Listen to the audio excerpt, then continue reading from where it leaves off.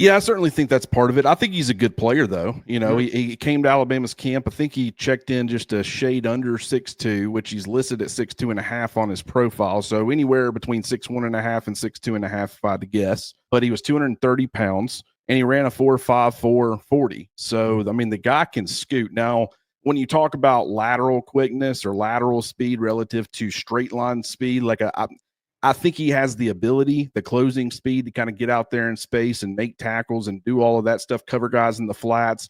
But I don't think he's like what I would call like a super rangy sideline to sideline defender. And when you look at his highlight tape, there's very little to go on as far as the cover ability. Like I have no idea. I mean, maybe a couple where he's dropping back, but you really don't see the movement too much.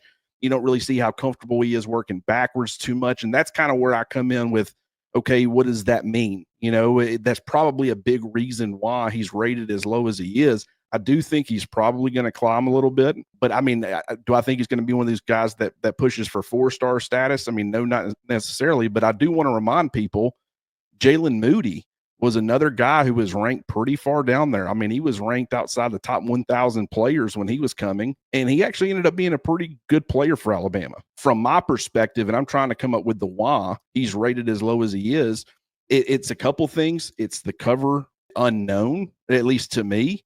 And then it's, he's a hit and spin kind of tackler right now. He doesn't really bring authority. He's very good. I thought the football IQ, like the instincts were pretty good. He had a good feel flowing to the football as a second level defender, good run stopper, did show some of that 4.54 speed, had to get out there on some runs, some screens. But Moody, when you watched him on tape, like he brought it. And so, granted, you see that as a coach and you say, if I can just get him to kind of play through some of this stuff, don't let your feet stop when you make contact.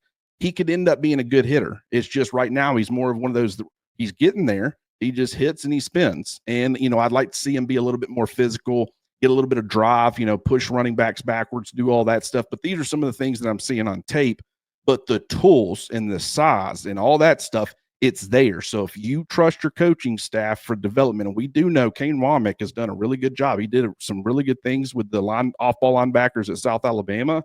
He did some really good things with the off-ball linebackers, Micah McFadden at Indiana when he was the defensive coordinator there.